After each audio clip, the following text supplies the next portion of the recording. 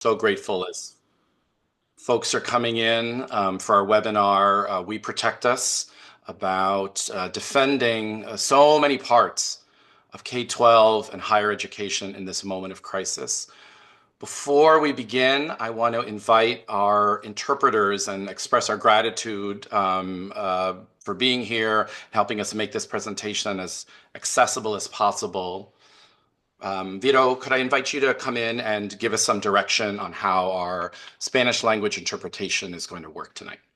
Thank you so much. Buenas tardes a todos. Estamos tan agradecidos de tenerles en este momento de crisis, ¿verdad? De retos a nuestra educación K12. Hoy vamos a estar practicando la justicia del lenguaje, proveyendo interpretación al español y también interpretación en lenguaje de señas. Sabemos que eso nos contiene todos los idiomas y necesidades de acceso al lenguaje que pueden estar disponibles en este espacio. Today, we're going to be practicing language justice by providing Spanish interpretation and ASL interpretation. And we apologize because we know that there may be other languages and language access needs that are also present in this room. Language justice is the right that everyone has to communicate in the language in which they feel most powerful. And so that's what we invite you to do here today. La justicia del lenguaje es el derecho que todo el mundo tiene de comunicarse en el lenguaje en el que se sienten más poderosos, y eso es lo que les invitamos a hacer hoy. We will be using the Zoom interpretation feature for Spanish.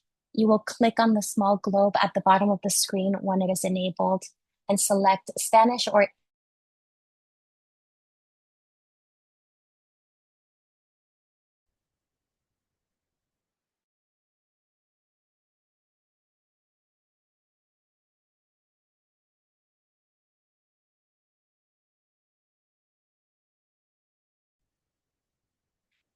Sorry about that. Disculpen por la interrupción. Vamos a estar utilizando la función de interpretación de Zoom. Van a poder seleccionar su idioma seleccionando el globo que va a salir en la parte de abajo de la pantalla y escogiendo su idioma español o inglés del menú desplegable. Once the globe appears and interpretation is enabled, you must select a language, either English or Spanish, unless you are fully bilingual in English and Spanish. Otherwise, you won't be able to hear both sides of the conversation. Si no escogen un idioma, no van a poder escuchar ambas partes de la conversación. Um, Today, we're also going to be using inclusive language in Spanish as a commitment to gender justice. Hoy vamos a estar utilizando el lenguaje inclusivo en español, que significa que algunas palabras que suelen terminar en A o en O van a terminar en E. No es un error, es parte de nuestro compromiso a la justicia del género. Thank you. Now we can be assigned. Thank you so much, Vito, for starting us off. I want to now introduce our co-facilitator, Sierra Color-Jones, the Executive Director of Rethinking Schools. Sierra, it's so good to see you. It's been a couple of years since we've done one of these together. As you know, we're coming in with the other co-sponsor, the Antiracist Teaching and Learning Collective in Connecticut. We're also grateful to Connecticut for All, another very wide-ranging, powerful Connecticut-based organization that's been critical to produce this and build our vision for collective justice. But Sierra, I was thinking, you've done a lot of these webinars. We've done them. We've taken up these important issues, teaching about Palestine in the classroom, disability justice, teaching about anti-racism. We're at a moment today where it feels much bigger, Sierra. It's not just one or another issue. They're coming together, and it feels like they're coming for, in some ways, all of it. And when I open up the pages of Rethinking Schools, when I get my issue, I think of all that work there. Teachers, how am I showing up for my kids today around immigration, around teaching about war and justice? All of that is now on the line. I'm wondering how you all at Rethinking Schools, with this long tradition of putting students and schools and communities first, have thought about this moment, and also to help just orient us to what we're going to do today in this webinar. Yes, I appreciate you, Dan, and hello, everyone. Thank you so much for being a part of this community, for being together, to coming to this collective virtual space where we can talk about the oppression, but also talk about the resistance to oppression. Rethinking Schools is actually approaching its 40th anniversary. So next year will be the 40th anniversary of Rethinking Schools. And so Rethinking Schools has seen a lot. But I feel like none like this particular moment, like you're mentioning, Dan. And so today, as we get into the conversation, there will be three themes that we'll really explore in this conversation about We Protect Us. One is protecting the right to teach the truth. Two, protecting immigrant students and families. And three, protecting trans students and families as really central to protecting K through 12 as a whole. Right now, we're living in a socio-political environment where educators are being doxxed, they're being censored, terminated for teaching the truth about history. And right now, of course, we're seeing that termination, that doxing around teaching about the ongoing genocide in Palestine. We're seeing activists, organizers, and students being threatened, abducted, and detained for speaking in solidarity with Palestine and about the role that the United States has played in aiding the genocide. ICE is showing up to schools and homes, really eliciting this fear and denying access to education. The attacks on and targeted attempted erasure of trans people, students, and educators continue to ramp up. And we recognize that all of these struggles are connected. And so we'll discuss the current political landscape, but also the community resistance to the assaults. As we say, we all we got. So we have to protect us. We have to protect each other. And that's what we'll talk about during this webinar. And I'm really looking forward to learning from the panelists, both from the legal experts and from the community folks about the resistance happening onto the ground. So Dan, I'll pass it back to you to start with panelist introductions. Yeah, great. Thanks, Sierra. And, when you're saying that, I'm thinking, the work we're defending now, it was developed and brought forth and imagined by people we'll never know or have met. They weren't even, alive in our lifetime. We're talking about many, many generations of work. And to do that, we've put together this amazing and indeed wide-ranging panel of attorneys, organizers, writers, union leaders to help us think from lots of different sites together about not both just naming the problem, but also figuring out the collective strategies that we're going to and that have been taking place already. So I'm going to introduce the first three, and then Sierra, turn it over to you, and you'll folks will see people on the screen. So first, I'm really happy to welcome Dan McNeil, head of the General Counsel at the American Federation of Teachers, Stacy Hickox, the Office of the General Counsel of the National Education Association, are two powerful and critical national education union leaders, and Kate Redburn of the Columbia Center for Gender and Sexuality Law. Sierra, let's welcome the organizers and writers with us too. Yes, thank you. I'd like to welcome Jessie Hagopian, educator and organizer, Rethinking Schools editor, and author of the newest book, Teach Truth. Mary Moyer Stubbs from the New Jersey Association of School Librarians, Leslie Blateau of the New Haven Federation of Teachers president, Christopher Cabrera, Connecticut Students for a Dream organizing intern and member, and also Tabitha Sugdeo, the Connecticut Students for a Dream executive director. Looking forward to hearing from you all. Great. Okay. And now I'm really pleased to introduce my colleague and co-facilitator, Natalia Brzezinski, also of the Antiracist Teaching and Learning Collective. We're all based in Connecticut, but Natalia, a longtime educator, is coming to us from Philadelphia. Natalia, it is so good to be with you. So excited about this panel and how you're going to kick it off for us. Yes, thank you so much. I see a lot of Philly folks in the chat, so shout out to Philly. And as we get all of our panelists on screen here, we wanted to kick it off. Well, actually, before I turn to our first question, I want to encourage everyone to be active in the chat. And, we know that webinar mode is not as interactive, but we want you to, be involved in the chat and shout out, what you hear, what's speaking to you. So as we get all of our panelists on screen, I want to say that, this panel is about how we fight back against the attacks on our schools, on students, and on us as educators. But before we discuss the how do we do that, we want to ground ourselves in the question of why it is so vital that we defend our public schools. So to kick it off, we'd love to ask each of our panelists to briefly share just kind of a snapshot here before we really dig in deeper, a 30-second response. What makes public schools worth fighting for? So I think I'm first up, Dan McNeil from AFT. I'm so happy to be here and to speak to you all tonight.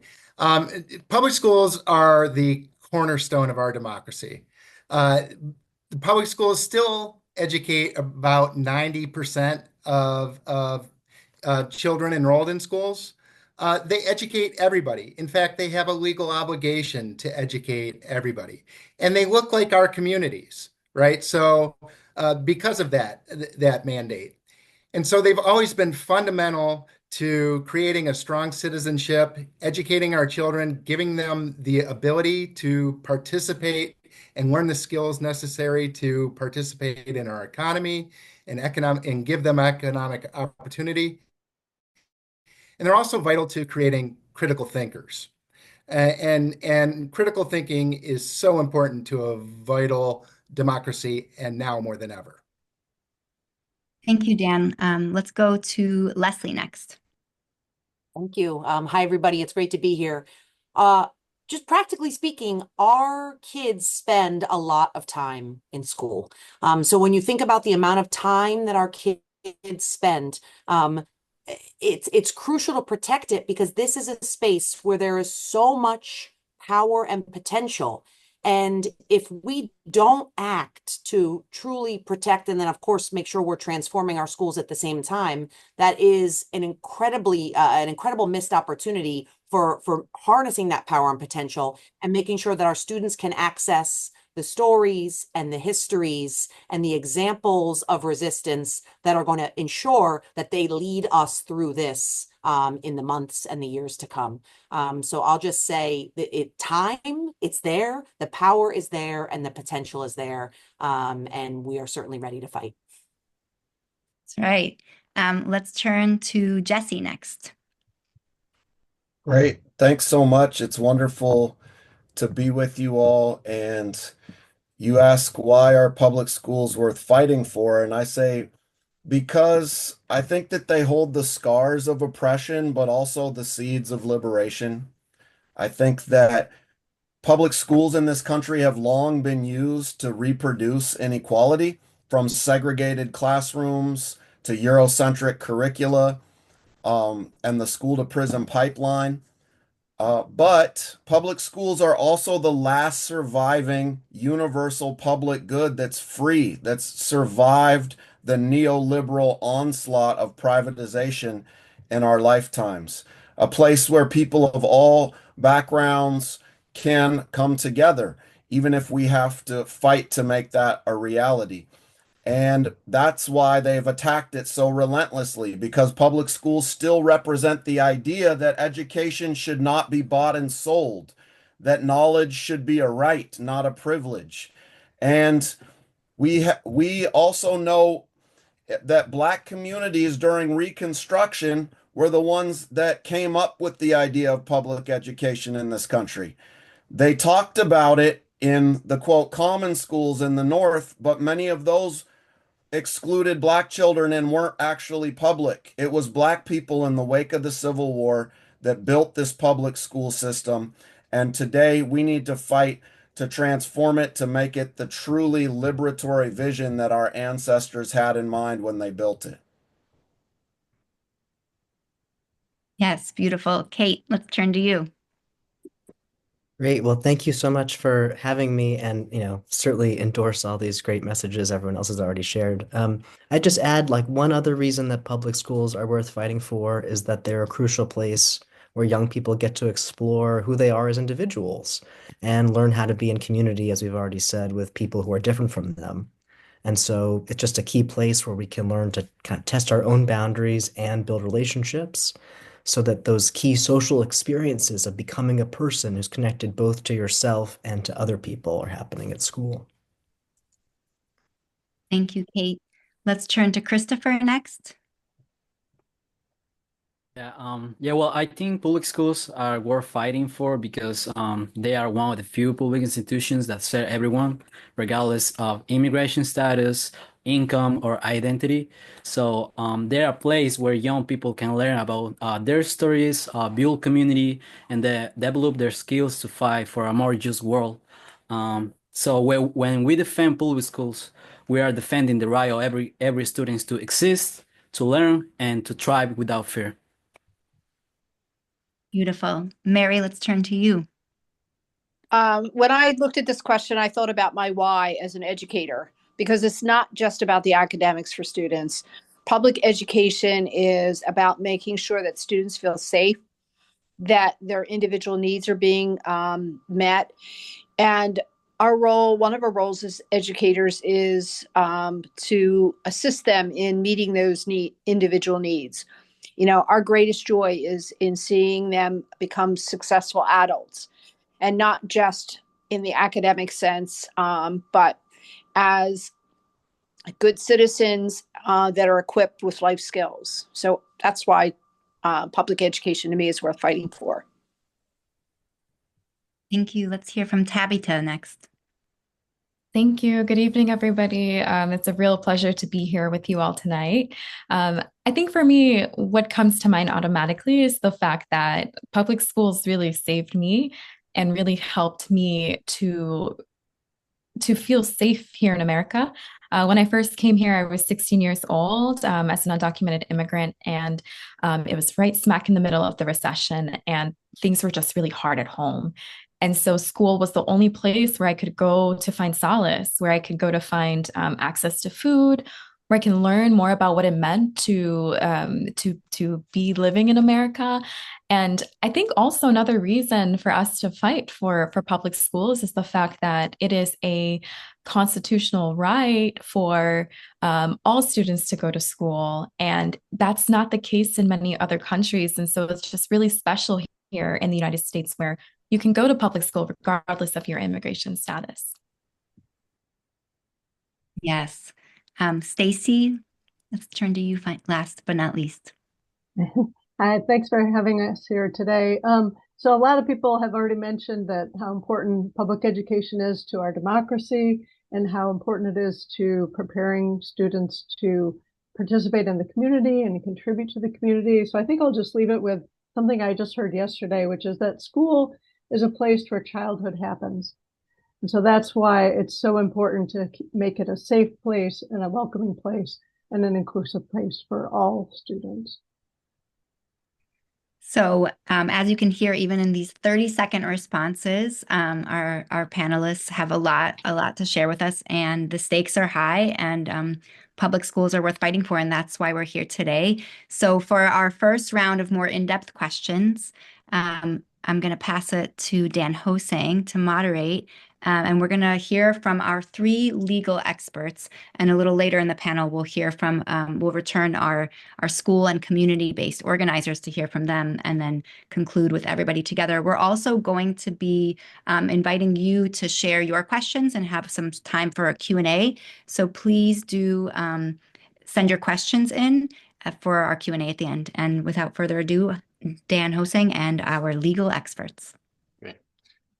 Thanks, Natalia, and thanks everyone for starting us off in this way. Boy, what a reminder of all that so many people have built together to make exactly what you just described. We're going to start with a panel of people who have been at the forefront of fighting one side of this, which is the incredible kinds of legal resistance against many of these directives, orders, and laws that have stemmed from the White House and the administration since the start of the year. So to start, I want to invite Dan to get us going. So Dan, thanks for being with us. We know that you and your colleagues at the AFT have been at the forefront of litigating against and resisting many of these executive orders, and they came as a torrent. They're hard to keep up with sometimes. They included this Dear Colleague letter from late February from the Department of Ed that threatens to withhold federal funding, weaponize civil rights, attacks on teaching accurate history, the history of slavery, diversity and inclusion, lots of effort. So I'm going to ask you to do something very hard here, Dan, which is in Sure. a couple of minutes, walk us through what these have looked like, but probably more importantly, what are the grounds on which you and the AFT and other of your partners have said this is not, these are dubious and they can't move forward? Yeah, thanks for that.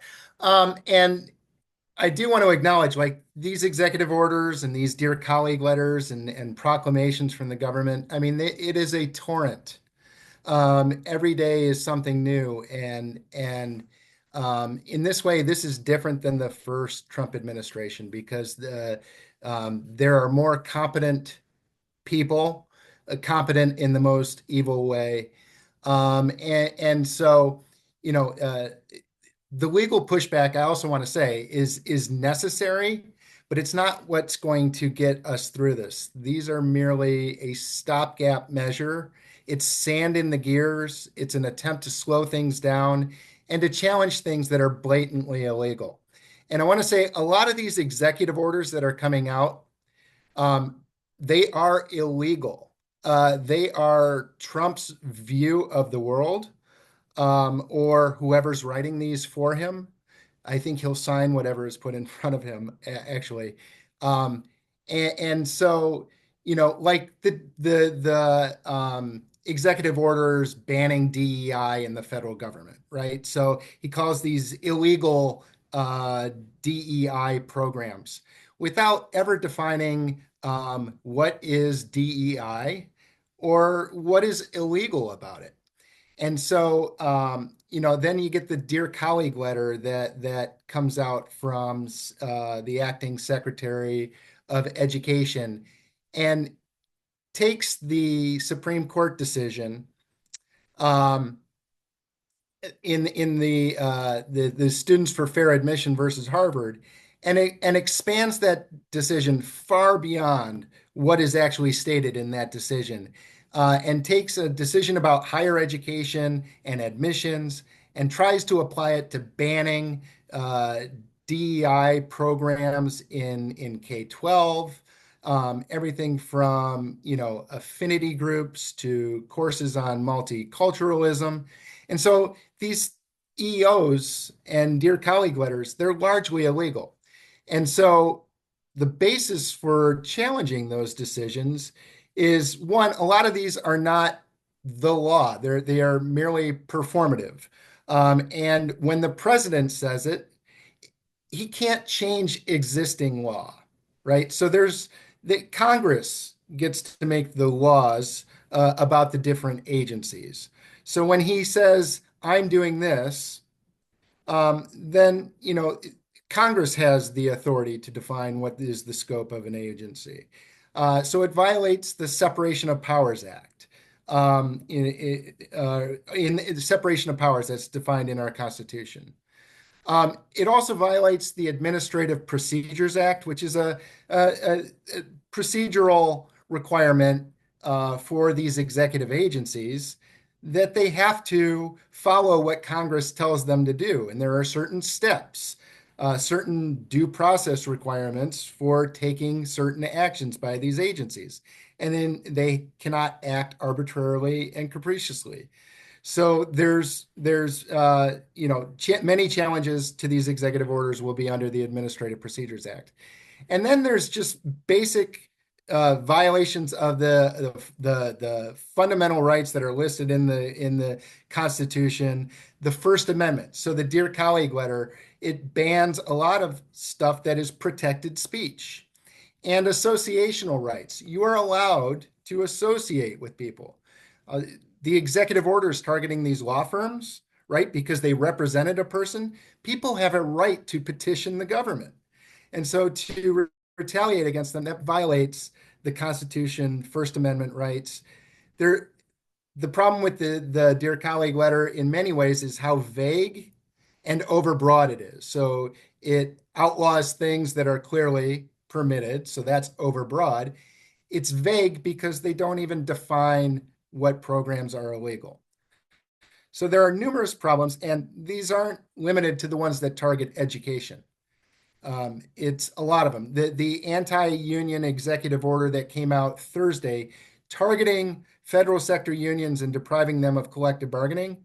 There was a fact sheet that the president issued that says we are doing this because they are filing grievances against my administration. They are doing that. They are opposing my administration, and therefore they don't deserve to have collective bargaining. That violates the Constitution, First Amendment rights. And so, there are many other grounds to which they can be challenged, but those are the major ones. Yeah. I mean, Dan, I just, that's so, and I'm going to bring on Sierra in a moment to, ask the follow-up questions, but I just want to say what you're saying as I understand it, right? They're breaking the law. They're breaking the law. And when someone else is breaking the law and doing something illegal, we cannot concede to them the very rights that they're trying to take away from us. I just wonder, just in the last follow-up, because this must be so confusing for a teacher, a building leader, a principal that's like, but look, I read this in the paper. We can't talk about this anymore. It says it. Maybe we shouldn't do that. What's the message you're sharing to your members, to other educators, when there's something that we can't say that anymore? We can't. How do we think about that? Yeah. So, I mean, one of the things that teachers should be reassured about is that it is the states that control the curriculum. And many of our states have told us that we are required to teach honest history. We are required to teach about slavery and Reconstruction. We are required to teach about the civil rights movement. We're required to teach about, the genocide that happened in World War II and the genocide that's happening in Gaza. So we're required to teach honest history.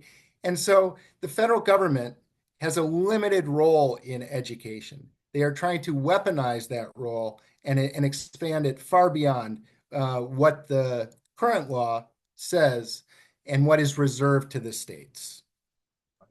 So I'm just hearing, Dan, I appreciate that. And then Sierra, I'm going to turn to you as a reminder, there is lots and lots of law precedent at the state level, at the federal level, and protections against this. And the more we have our heads around that, the more we understand it, and the way to defend it is to practice it, to exercise it every day, to not apologize for it. Sierra, so thanks, Dan, for starting us off. It's such an important reminder. Sierra, I'm going to turn it over to you now. Thank you. And yes, thanks so much, Dan. And Dan, I appreciate you and for sharing that information and the work that you're lifting up for your members. And so, Stacy, I'm going to turn to you next. In addition to the work defending equity and the right to teach honest history, the NEA has also led critical work against the tax on immigrant rights for students, families, teachers, and schools. So can you tell us a little bit about what these attacks have looked like, including the recession of schools as protected areas or safe zones for immigration enforcement? And then also, what do protections for students in schools have? What protections exist so that the educators, the teachers, the administrators know what those protections are so that we can continue to fight back against the repression? Yeah, absolutely. So we've been in this fight for a long time. So we've sort of re-upped everything that we had in place for the first Trump administration and doubled down on that. And so, as you mentioned, the safe zones have been removed. That was done the first day of this administration. And so that is one of our biggest concerns, is that was the protection where ICE was very limited in being able to go into areas like churches and schools and universities. And that goes back to the 1990s, where they were really prohibited from going onto those properties to abduct any student or anyone else who's on those properties. That was removed. And so now what we see are ICE agents going on to university campuses. I'm sure you've seen this in the newspapers, abducting people, abducting students, abducting faculty and staff. Now they're starting to seize even grade school children from their homes, from schools. And so I'll talk about ways to stop that, but you've seen it in the news. And so we're at the point now where we're hearing from our members that their students are afraid to come to school. They're afraid to come because they might get abducted there. They're afraid that they might come home and their parents will have been abducted. And so it's a very, very scary time. And it upsets the whole educational process when students are afraid to come to school. So that's one issue. But the other issue you probably also heard about are these threats to take away funding from schools through Title VI enforcement. They're starting with higher ed, right? We saw it start with Columbia. Now they're going down the line to other schools with respect to taking away funding for issues that relate to international students and immigrants. But you can expect that that's going to come down to the K-12 level as well, right? They're going to be next on the hit list. So what can we do about it? I want to focus on what can be done to stop this. And I think Chicago Public Schools in the early weeks of this administration made a great example where ICE showed up to abduct a student. The principal, I think it was, stood outside the building and said, "You don't have any permission to be here.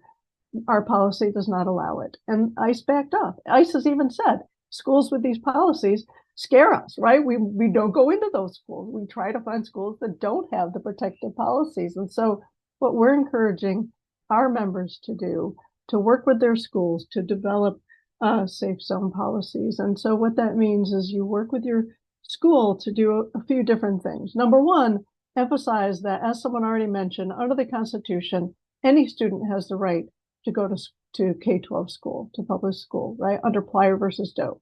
And they're going to post that summary of that decision in the chat so that you know that's the name you need to remember is Plyer versus Doe. It's a constitutional right for any student to attend public school, not private school, but public school.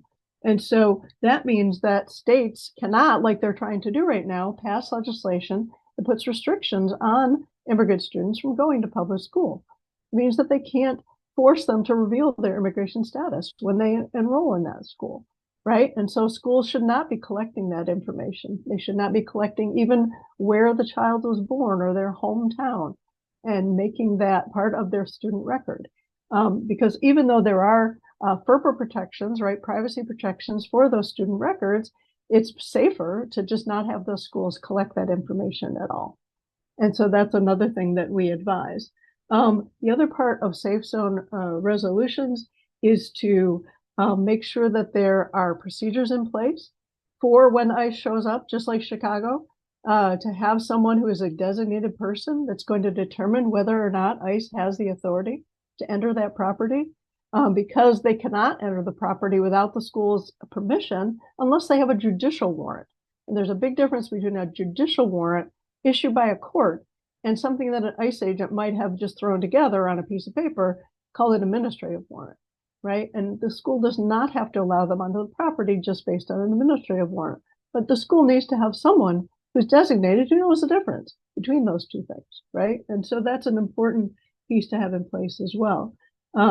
And then also, especially for universities and colleges, it's important to designate what are the public and private areas of that campus, right? So that dormitories, for example, are private spaces. ICE agents can't just wander in and start knocking on doors in a dormitory. That's a private space. Whereas maybe they can go on the green of the campus, right? But at least students know that that's a public area versus what's a private area where they are safer. And the same thing is true for K-12 campuses that are open campuses, right? There may be areas where the general public can walk around, but those need to be designated. Yeah, and somebody just put in the chat red cards. That's the other thing that we make sure that people have available. These are cards that people can present.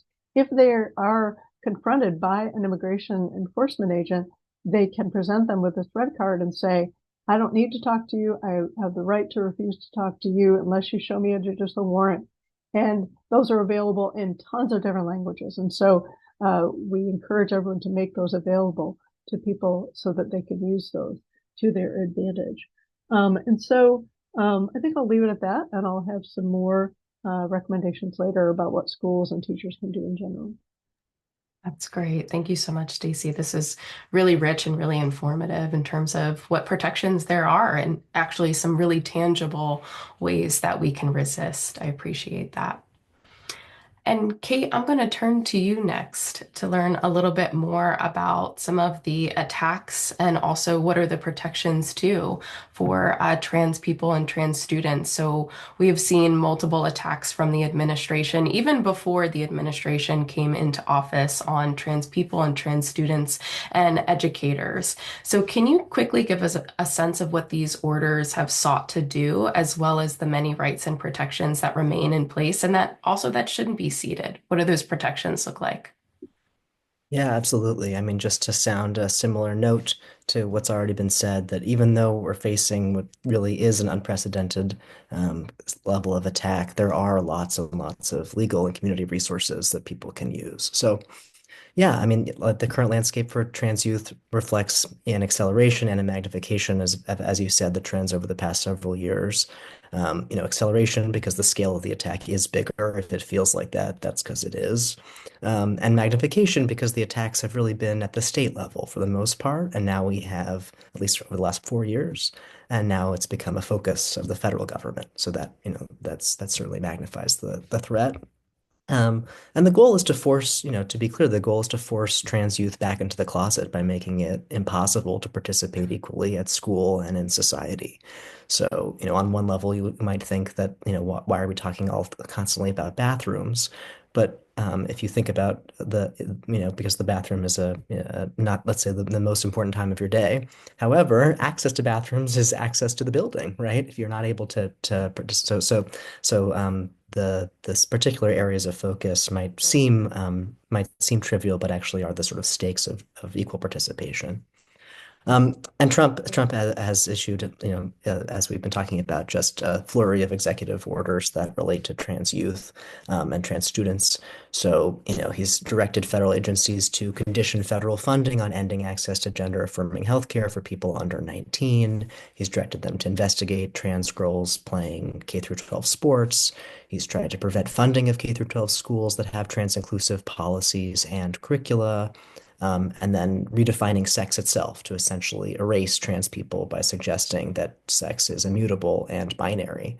But as we've already been saying, an executive order just does not change the law.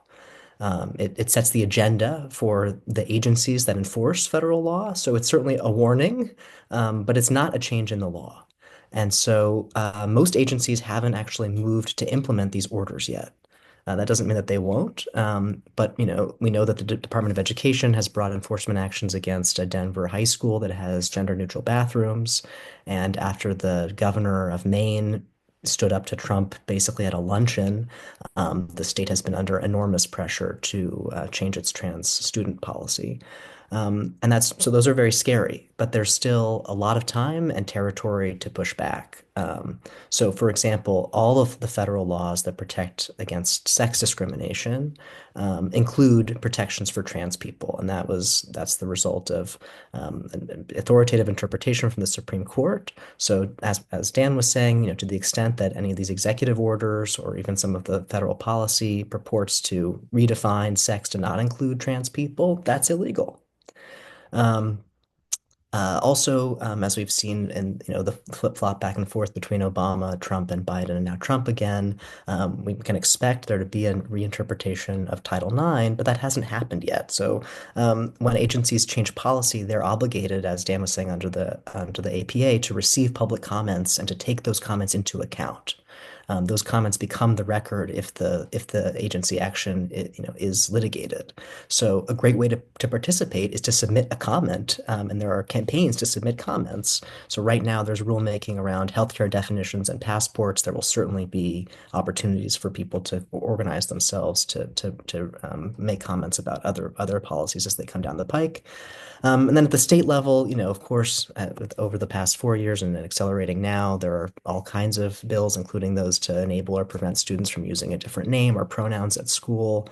But at the same time, there's just been enormous work to protect trans students, and those remain in place. So in New York, where I'm coming from, we recently amended the Constitution to prevent anti-trans discrimination, and that applies to schools and hospitals. Similar provisions are in state constitutions and in state anti-discrimination law around the country. It's still legal for kids to use the bathrooms consistent with their gender identity in 31 states.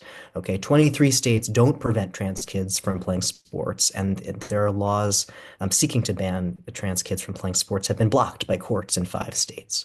And 14 states have passed shield laws to protect access to gender-affirming care.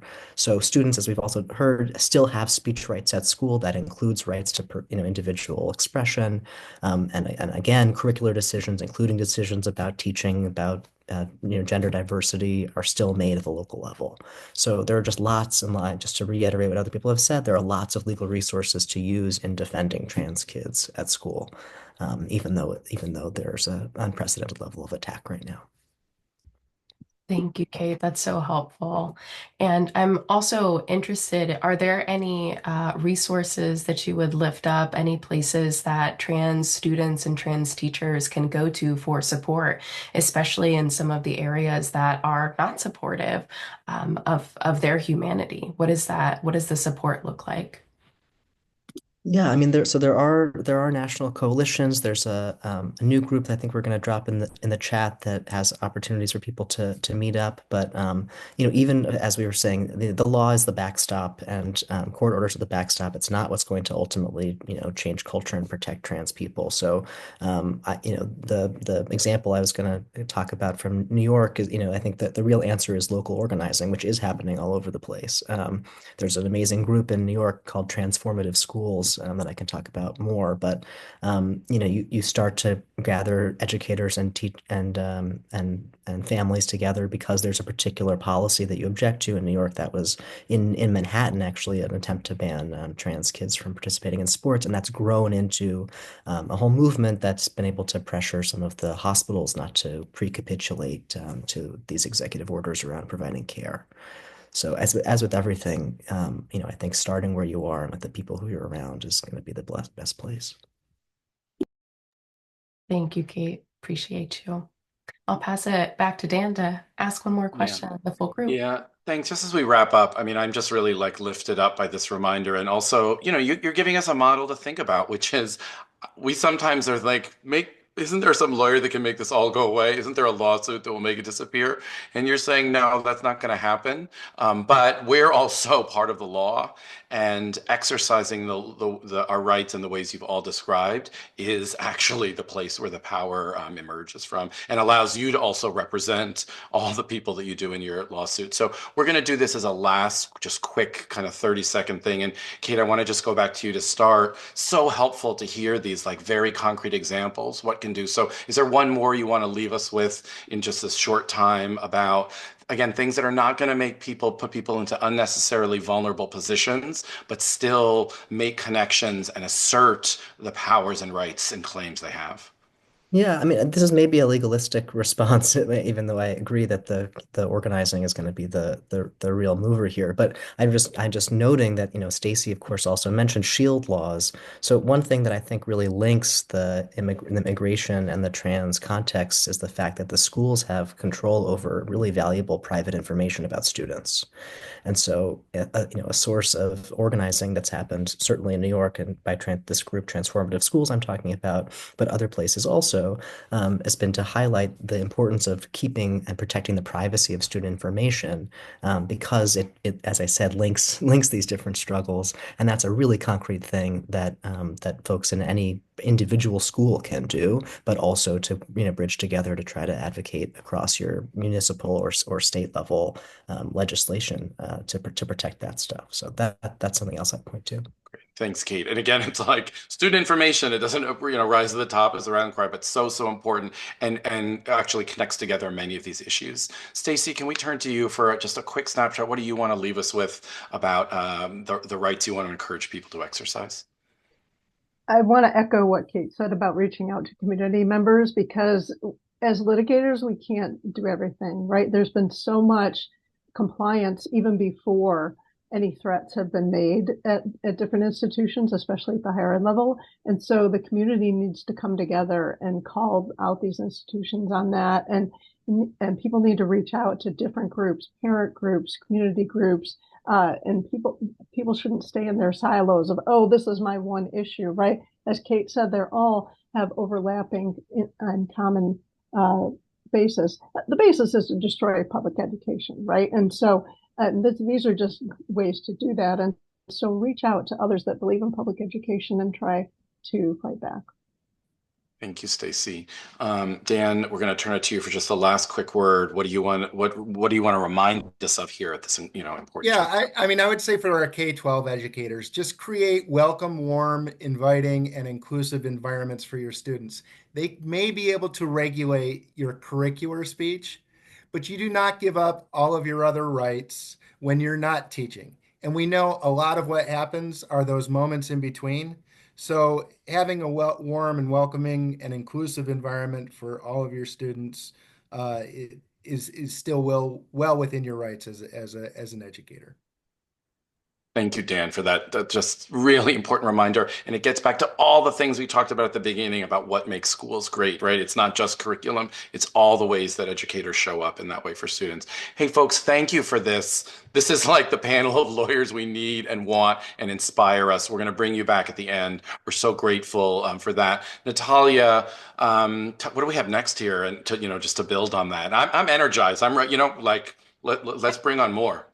Yeah, we weren't sure, are the legal experts going to be energizing? But yes, indeed they are, because they teach us like the foundation that we stand on, right? Which is, obviously we're on shaky ground, but at the same time, the lack of legal authority that these orders have is a helpful reminder for us to fight. Right. And to tell each other to be brave and fight back, because they have no legal authority to do these things. And we have the power to fight back. So on that note, we turn now to our school-based and community organizers. And we're going to begin with you, Jesse. Jesse, I want to talk about your new book, Teach Truth. Do you have it nearby so you can flash it for us? I know you do. Oh, yeah. Here we go. Yes. Okay. So please get Jesse's book, Teach Truth. So it follows in the footsteps of social movements and the writers who have chronicled their stories in trying to teach us that in many ways, yes, we said this is unprecedented in some ways, but in many ways, we have been here before, right? These attacks in many ways are not unprecedented, especially when it comes to teaching the truth and protecting the rights and freedoms of students and educators. But also, that means that our resistance to these attacks is not new either. And that, I think, is incredibly energizing. So can you start us off by briefly sharing some of this historical context, and especially drawing on a story or two from your book that reminds us of our traditions of resistance? Yes.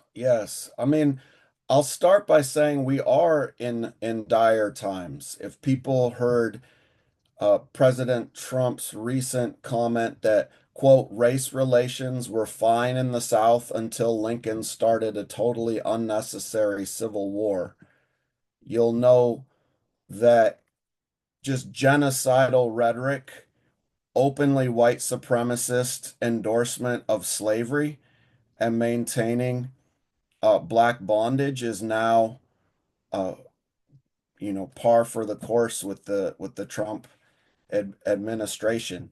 So we know these are definitely challenging times, but let's be clear, as bad as what we're witnessing that right now with thousands of book bans, attacks on anti-racist teaching, the criminalization of queer and trans educators and students, the surveillance in the classroom, you're absolutely right that this isn't a wholly new era in American history, right? Don't get me wrong, the fear that you have is justified, right?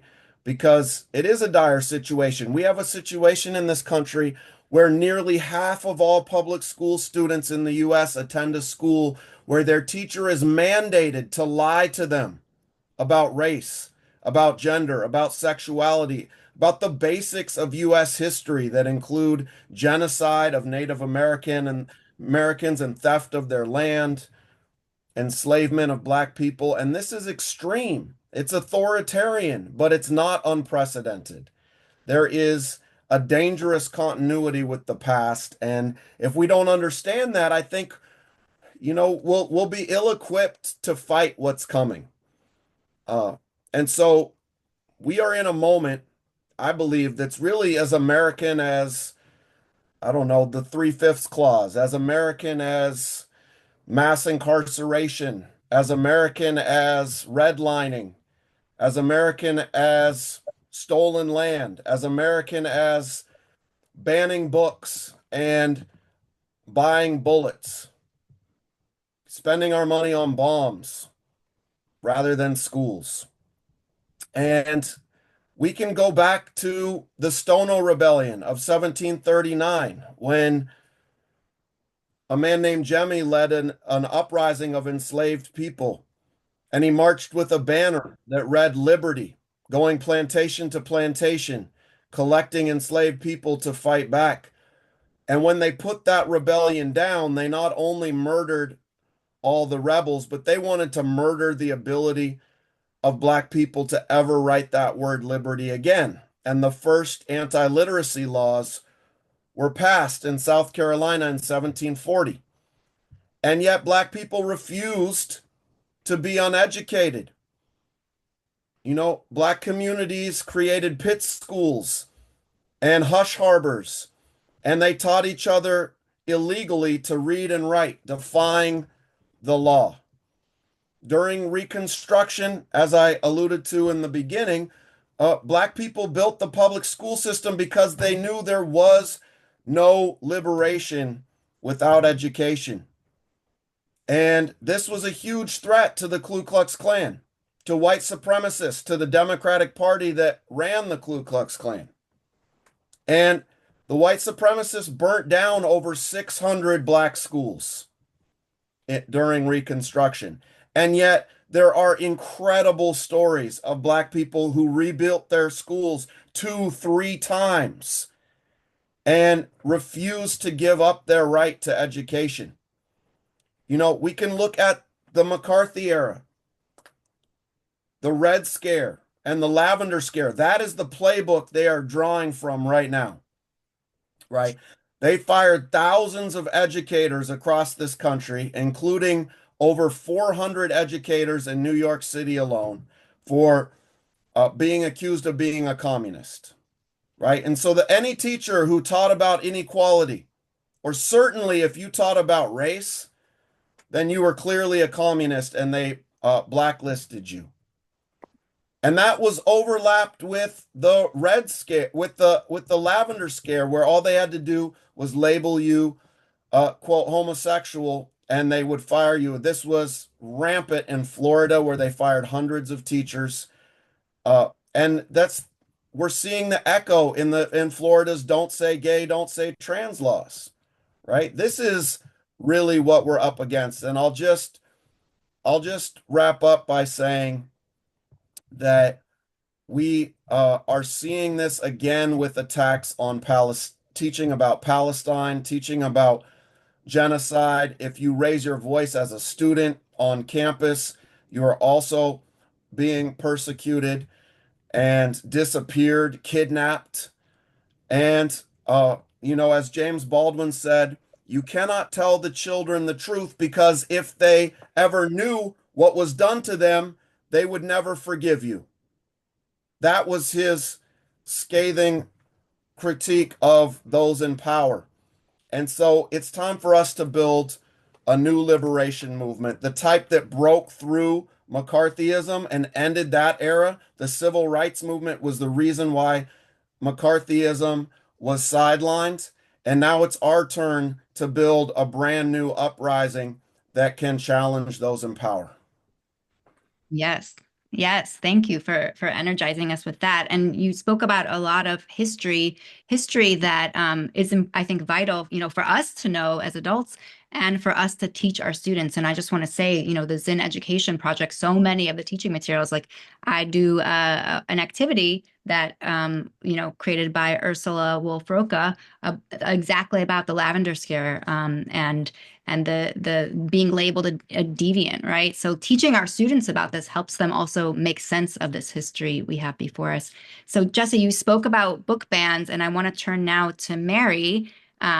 who is a librarian. And Mary, we know that school and public libraries have been under well-organized attacks for several years now, sometimes through these very coordinated campaigns. But in the face of these attacks, there's been some bright spots, including in New Jersey and several other states, where late last year, the Freedom to Read Act was passed, preventing arbitrary book bans and protecting the intellectual freedom of educators and students. So if you could tell us, what protections does this legislation provide, and what can we learn from your experience of forming this large coalition to organize for the freedom to read? Oh, thank you for the opportunity to talk about this bill. We were very happy to finally get this bill over the finish line and have Governor Murphy sign the bill in late December. The bill started as a piece of legislation from Senator Andrew Zwicker, who heard the story of a New Jersey school librarian who was trying to provide resources for her students. And a number of those books had the LGBTQ themes. And she had severe harassment from community members, from people outside the community, from her school board. And after hearing this story, it inspired him to put together the Freedom to Read bill. It is a bill that provides protections for school and public librarians who are just simply doing their jobs in providing resources for students and for the community. They are prevented from being sued by community or school boards for the resources that they may have in their school libraries. And one of the resources that I have listed that should be dropped in the chat is a list of New Jersey laws and mandates that promote resources for schools and for school libraries. That's a resource that helps provide protections for our school librarians, because they're providing resources to match New Jersey student learning standards. The other thing that was really valuable in that we learned was in trying to find community partners. It wasn't just school and public librarians who were promoting this bill. We had Garden State Equality, we had the ACLU, the New Jersey Education Association. We had, it's a community group called SWEEP NJ.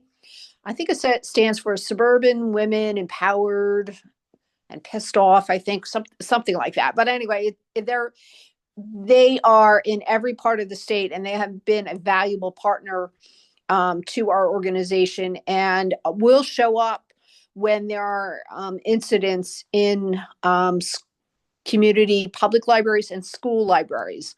They'll show up to board meetings to provide support for books that are being protested. The other protection that this bill provides is it requires that school and public libraries have policies. So a book can't just randomly be pulled off the shelf because a parent calls or a community member calls and complains about it. So they're required to have policies, and there are certain components that are required to be part of that policy.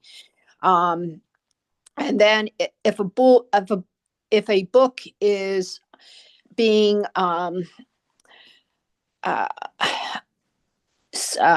challenged and it undergoes the challenge process, it cannot be challenged again for another, I think it's 2 or 3 years. There's a time period built into the legislation. Another organizing group that was really helpful, and I need to really give them credit.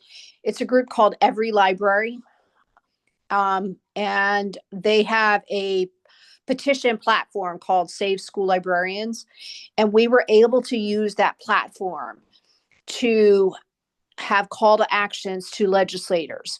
So if we knew the bill was moving through the Education Committee, we could have the petition set up so that all the members of the Education Committee would receive an email saying, please support this bill.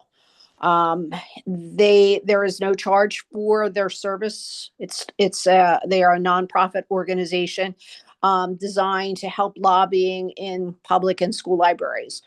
So anyone in throughout the country, they're in Utah, they're in many states, Massachusetts, Delaware. So if there are needs, community needs in other areas of the country, you can check out their information and reach out to them for support. The other thing the bill does is it's very clear that it's taking a civil rights view of intellectual freedom. So a book can't be banned based on the gender of the author, the nationality or the color or the skin of the author. There are clear protections related to the laws against discrimination in New Jersey built into that law. It was an incredibly collaborative process. The sponsors of this bill, Senators Wicker, I've never seen a bill that has had that much scrutiny. And we were very lucky that we were able to actually get bipartisan support. We really, asked members of the community who lived in a legislator's district to make the calls, because that makes a difference. If you can reach out to a legislator who you reach out to legislators who live in that district. Thank you. Mary, you've given us so much to work with. I think there's so much more legislation that we need to get passed to protect us, and it really requires building coalition. And we're going to hear a little bit more from our next crew, a strong coalition in New Haven. I'll pass it to you, Dan, to ask the next question. Thank you. Yeah, thanks. I mean, we've already heard about advice for teachers about how the curriculum relates to this, and then, all the resources we have about protecting libraries is so critical. I want to bring in now Leslie, Chris, and Tabitha to take us to New Haven. And Leslie, I just want to start, I've heard you talk so many times in your capacity as head of the New Haven Federative Teachers about the term dignity. You use dignity all the time, making schools dignified places to work for everyone, and dignified places for students, where you don't have to think about whether there's someone potentially coming for you or your friend at the door. We knew these attacks were coming for months, and people in New Haven took action, and that included the teachers. And I'm hoping you, and then we're going to turn to C4D to talk about what that looked like. What did it mean for schools and teachers and even law enforcement locally to get together and think about protecting dignity in schools? Thank you, Dan. I want to start just by saying that our teachers in New Haven are incredible, and so much of their response in December and January was doing what teachers do best, which is they know their students. They continue to build the relationships that they have with their students and really respond in very kind of organic and human-centered ways in the moment. So what does that look like? That looks like teachers convening circles with students to make sure that students' voices are heard, that they can process the trauma of knowing that a Trump administration was about to unleash really dangerous and violent tactics on communities. And teachers listened to our students, connected with parents, did that kind of quick response mutual aid action to make sure parents know that school is a safe place, and we're doing everything we can to ensure that children are safe in school. Calling home, doing that ongoing community building, and then of course aligning the workshops that we're going to talk more about, that I'll talk more about, and that we know C4D is working hard on, of bringing those workshops, those Know Your Right workshops, into the schools so that high school students were accessing them, so that parents were able to access them.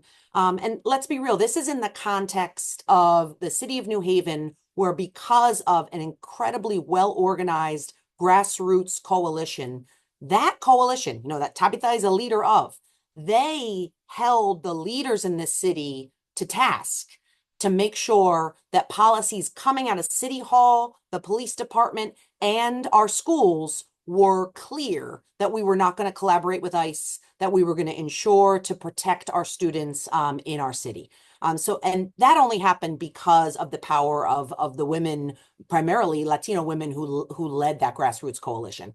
So that was incredibly significant, and teachers were kind of responding to that, calling and emailing us in the union hall to say, what are we doing? What can we do about this? So we responded here at the union hall to have our own training here and use as an opportunity for our teacher leaders to come here, get the information that was shared by the legal team in round one of this webinar, and make sure that our teachers go back to their schools to then further turnkey those workshops and really saturate the schools with this critical information, because we heard what the boarder czar said. We heard him say that those Know Your Rights workshops are working, that the Know Your Rights workshops are slowing down the machinery of the fascists. So let's listen to what he's saying and make sure that we continue to empower people to know their rights. On top of that, our district made sure that every employee in our school system was trained to understand FERPA and know that we can't disclose private information, and that we don't ask about students' immigration status, to make sure that we have updated contact info for families so that in a case of a crisis or of a disappearance of a family member, we're able to know who's next in line for our youngest learners. We make sure that every employee knows all children have the right to a public education regardless of immigration status. So not only was it ground up with teachers doing the work that teachers are good at, it was also top down of teaching every employee, this is how we're going to be in New Haven. And I just want to again restate, that only happened because of the pressure of the organizers and the leaders. And then I'll end with just like a thing that I love, that the red cards I know were being discussed in the chat and were discussed by the legal group first. But we got red cards printed. We have a big print shop in our biggest high school in the city, and it's run by one of our union members. It's career tech ed for kids who are learning how print shops work. And we got a massive amount of red cards printed at the print shop here at Wilbercross High School, in Spanish, English, Pashto, Arabic, to ensure that our community has the resources they need to protect us, like y'all said, called this webinar. And that has been powerful. We distribute it in our building rep, our stewards meetings, and we just keep that information flowing so that people continue to trust and feel safe in school. Thank you so much, Leslie. And just, this reminder, right? It's a policy, but it's way more than a policy. And it's teachers doing things they do every single day, but having a plan. And so now this turns us to talk to our colleagues from CT Students for a Dream, or C4D, Chris and Tabitha. So C4D has been doing this a long time. This is not new terrain. And I just want to say that because that meant that you had relationships and wisdom and knowledge and memory to move into this moment, to meet the moment. Can you talk about what that meant for the organization and the work that you all have been leading, not just in New Haven, but really across the Absolutely. state? Really happy to answer that. And, just want to give major props to Leslie, who's just been incredible. And we're really lucky to be in coalition with her and with all of the teachers. So for folks who don't know, Connecticut Students for a Dream, we fight for the rights of undocumented youth and for their families. And we've been around for about 15 years. They're actually going to have a quinceañera gala this year. So that's going to be pretty fun. But so much of our work over the past 6 months, I would say, has been focused on responding to the national landscape and trying to figure out how can we utilize the power of state autonomy. And that's been so much of our work since the inception of Connecticut Students for a Dream. We started off with the inception of the DREAM Act, right? And with deferred action for childhood arrivals. I think it's important to say that many of us who went through that whole process were now in our 30s and our 40s, right? And so many of the young people who are undocumented, they're not able to access DACA, right? So there are even less protections that are available.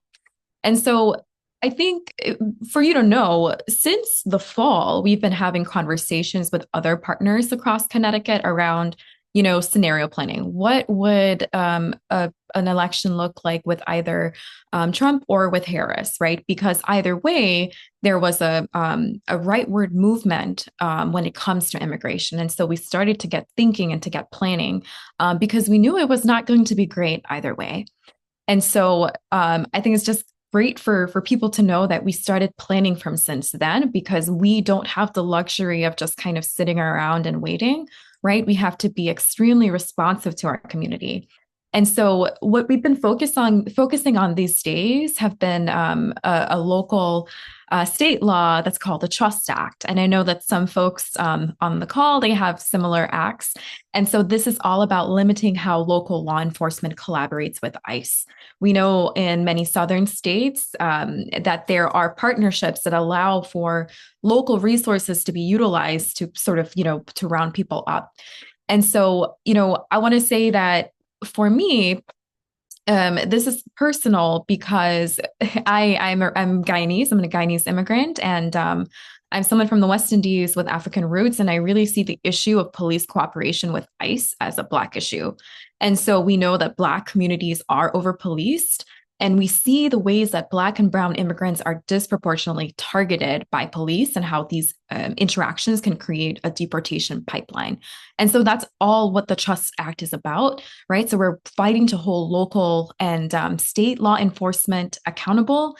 The same is true for state agencies. So I heard people talking about being nervous about data that's being held perhaps by your Department of Education within your state, right? Or in Connecticut, we have drive-only licenses that allows for undocumented people to access a driver's license, right? And so that's all data that's in the DMV. So we're fighting to protect that data. And then we're also fighting to get ICE out of our courthouses and then ICE out of our schools.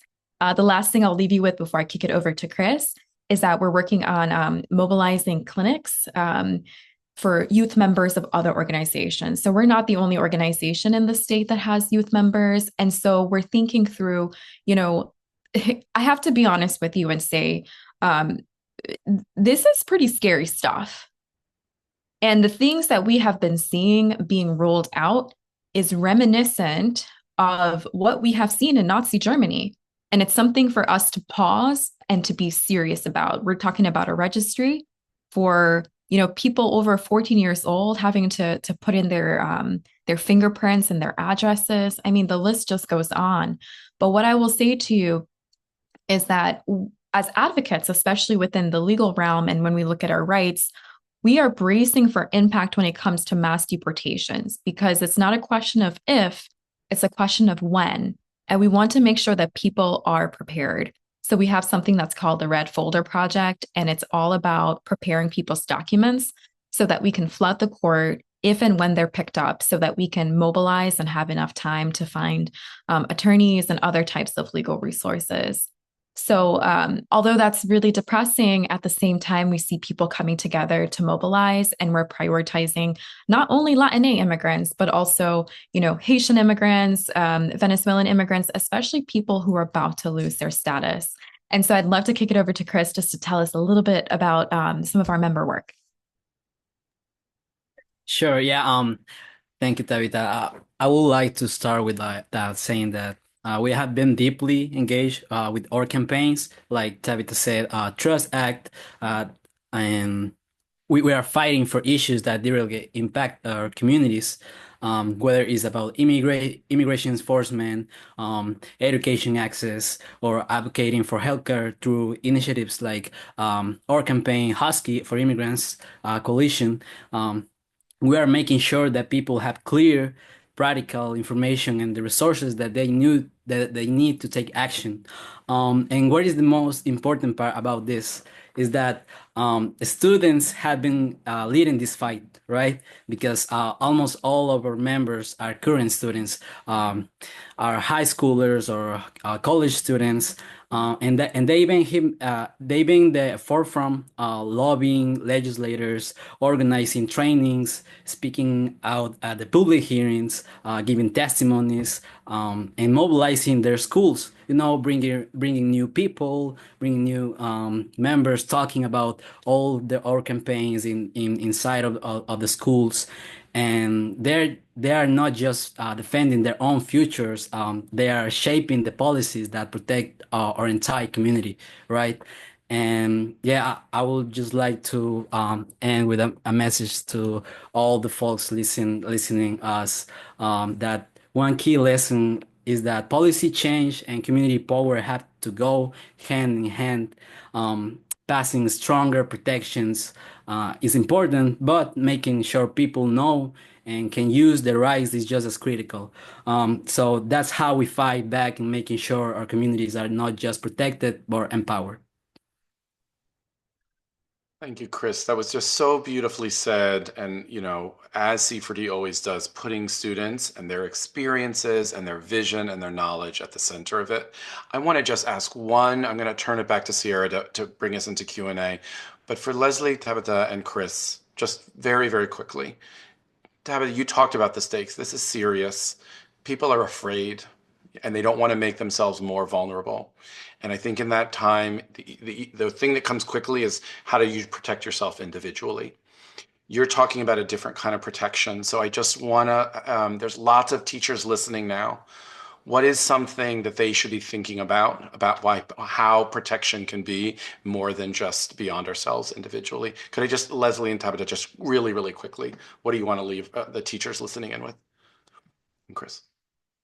Leslie, do you want me to go ahead? Yeah, great.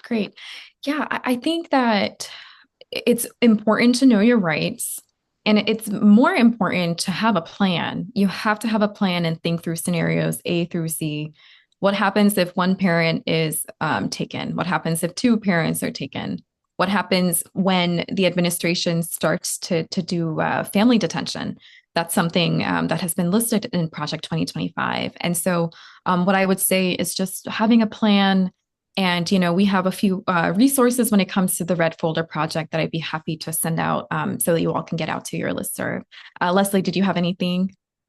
Yeah, I guess I will add that the last thing I want to do is add one more thing to teachers' plate, because that's what management does all the time. But what I will say is that now is really the time for teachers to get in the streets. There are a lot of opportunities for us to do this. We know there's things happening April 5th. We know there's things happening May 1st. We have to build power, and that comes through us, particularly the white teachers with a lot of privilege, getting into the streets in ways that maybe we haven't been before, so that we can show that we are willing to do something more to stop what is going on.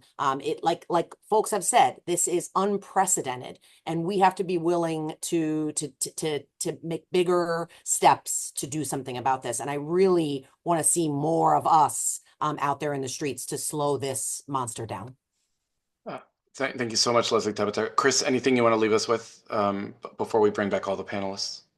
No, just I'm agreeing with Tabitha and Leslie. I think happy plan is very important. That's why the Red Folder Project is very important, because all this project is to all the community have not preventive, just have a all ready in case something happened, just to make easier the thing. So yeah, I'm just agree with everything Tabitha and Leslie said. Thank you. Okay, thanks, Chris. Thanks everyone in this section of the panel. Sierra, we have about 10 minutes left. We're going to get to some questions. I'm going to turn it back over to you. Thanks so much, Dan, and thanks to all the panelists. Just thinking about the people power, right? That we are a community, we are a collective, and coming together in this space in our local communities, and then coming together in this more national, international forum is an ability for us to be in dialogue, but also to strategize, right? There's so much strategy happening in the chat right now that is really fueling. And so speaking of the chat and the Q&A, there are a couple of questions that have come up frequently. So we pulled them together. And so first, I would love to turn to the legal experts, over to Leslie, even to Jesse, Jesse, to think about what protections and support are there from unions for teachers who are terminated and docs for teaching the truth.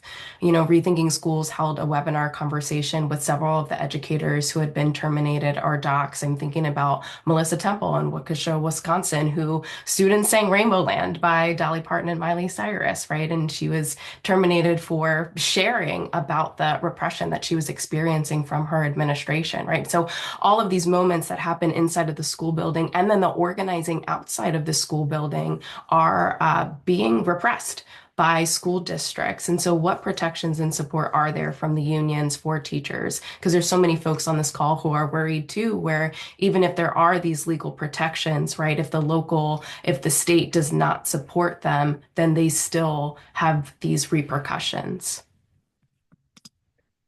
Yeah, I mean, one of the biggest reasons why people join their union is to have representation when somebody suffers an adverse employment action.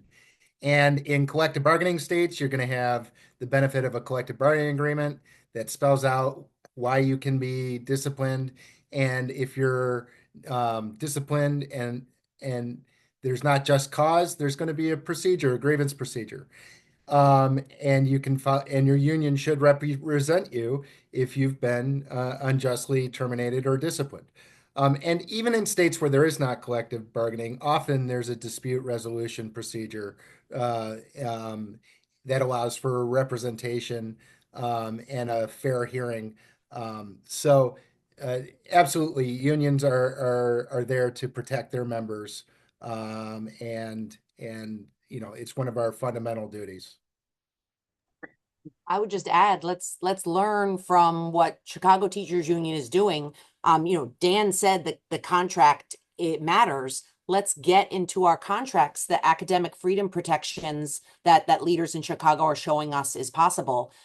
Because then they're doing so much with their contract to really protect communities. And I think the more of us at other locals who can study that and learn from that and try to build that power in our locals, the better off our communities are going to be with these federal attacks. And unions have to be willing to put our financial resources on the line to protect our members who are teaching truth as well.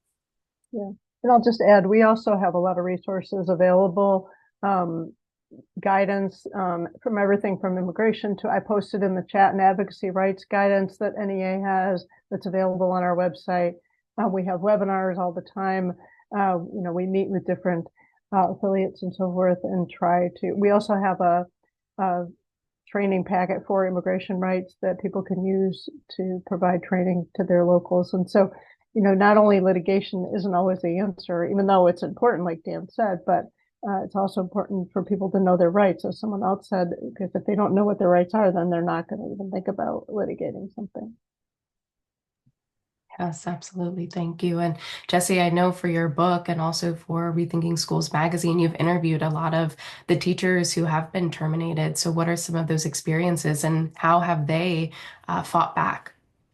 Yeah, the attack is just dizzying. The Washington Post calculated back in 2022 that 160 educators had been fired or pushed out of the classroom for teaching the truth about race, gender, or sexuality. And that number was certainly low then because it didn't include many people that were not able to be public about their situation.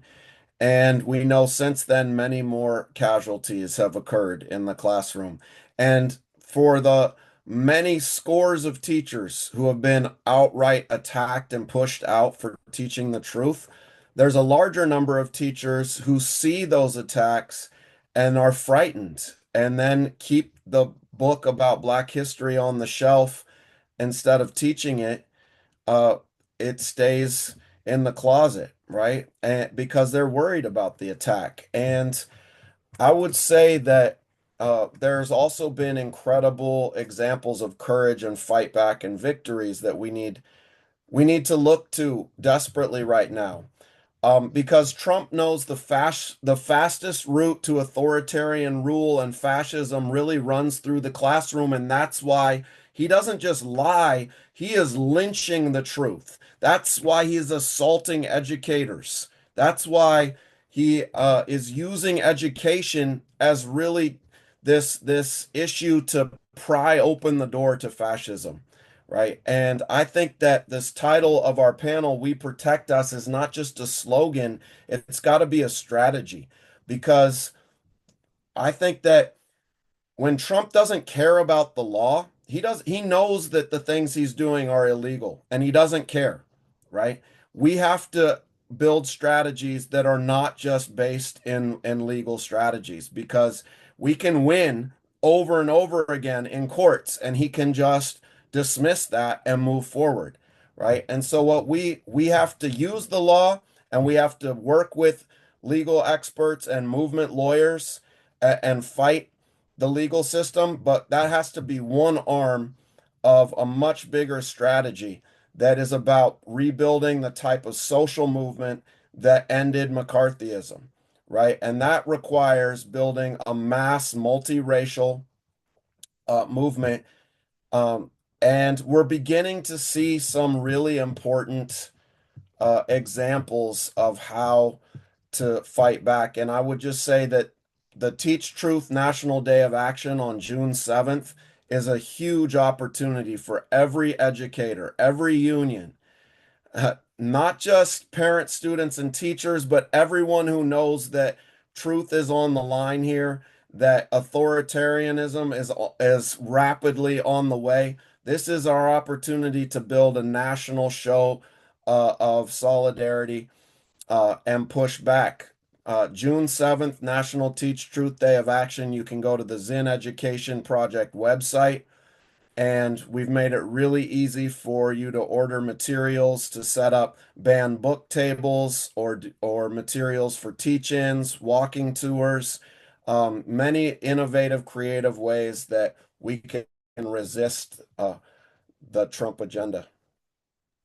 Thanks, Jesse. Appreciate it. And I appreciate you for lifting up a really tangible action that we can all work together on.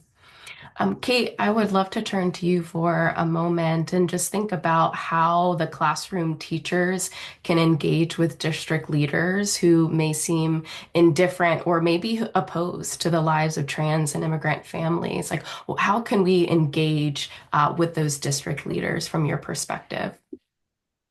Yeah, I mean, I think that's obviously tough, and it's true, whether you're dealing with district leaders who are, feeling intransigent related to trans and immigrants issues right now, or other issues that might seem to them to be controversial. But I think, as with anything, the best way to do it is to, come in with the spirit of these are issues that are coming up in our individual schools, So the more concrete that you can start from the place of here's what's happening to this particular student, this particular family, and then as necessary, point them to their legal obligations. But it's never a good idea, maybe this is obvious. It's never good idea to start by insisting to people that, that what their legal obligations are, because that can seem aggressive. But and the truth is, they might not be helpful, and that's the place where you want to join in with the other kinds of organizing that's happening and the kinds of groups that are gathered here, which are doing, behind the scenes, all kinds of important pressure at the local and state level. So if your district administrators are not being responsive to these needs, and that's the time to go to the legislators. And if the legislators aren't being responsive, then that's the time to think about litigation. But I think really starting from the concrete fears and harms that are happening to the people in your classroom, in your community, is the best starting place. Yes, I appreciate that. Thank you. And I know that we're nearing the end of time, but Mary, I would love to also hear your perspective on that question too, and thinking about how can folks really engage district leaders who may not be aligned with having inclusive and equitable and just books as part of their school libraries. And then I'll end with Tabitha and Chris for just one final question. I would encourage people to look at what is required in your state's curriculum. Maybe there are, like that document that I put together that has New Jersey laws and student learning standards that require some diverse materials. Look at your school policies. For example, in New Jersey, we have some school policies that prevent teachers and schools from notifying parents about students who may want to change their gender from he to she.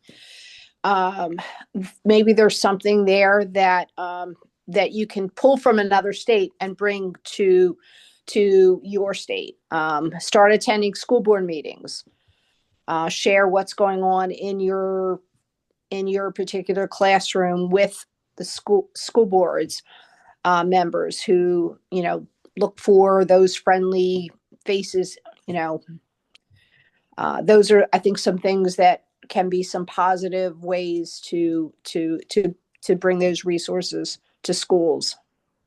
Yes, I appreciate that. Thank you. And to Tabitha and Christopher, for young people who may be listening to this, what advice might you have for them if they're interested in getting involved in organizing, but they may not know where to start? Where do they start, and what would your advice be to them? Chris, would you like to take that one? Sure. Yeah.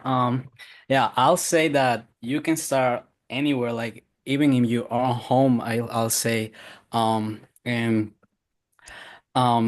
just if you're thinking to start organizing and maybe you have doubts or something, I would like to say that organizing have really changed my life. Um, I've been involved in this about 3 years now, and uh, I've been really learn a lot of stuff that I wasn't aware before, and I have been getting skills that really help me not only in organizing and our campaigns, but in my life in general. Like speaking in front of people, like I'm doing right now, and I've been seeing like all of our members growing up from members to member leaders and member organizers that are now are leading workshops, are leading our campaigns, and it's just amazing to see their growing and their leadership. So I think you can start anywhere in organizer. Like I say, just in your own home, just you can start organizing, and yeah. Don't do it. If you are interested, just do it. It's gonna change your life.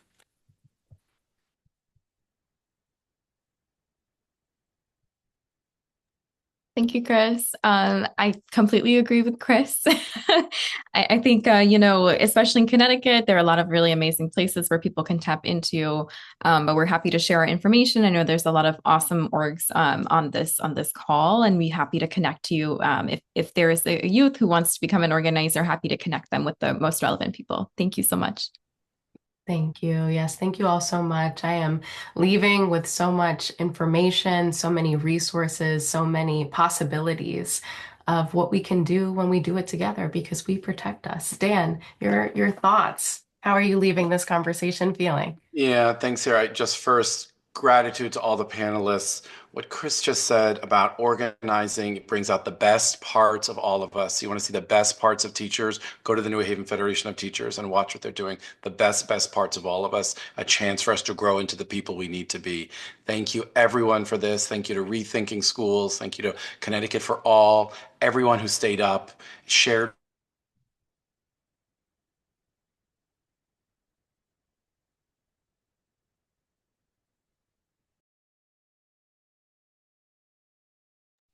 I think Dan may be frozen.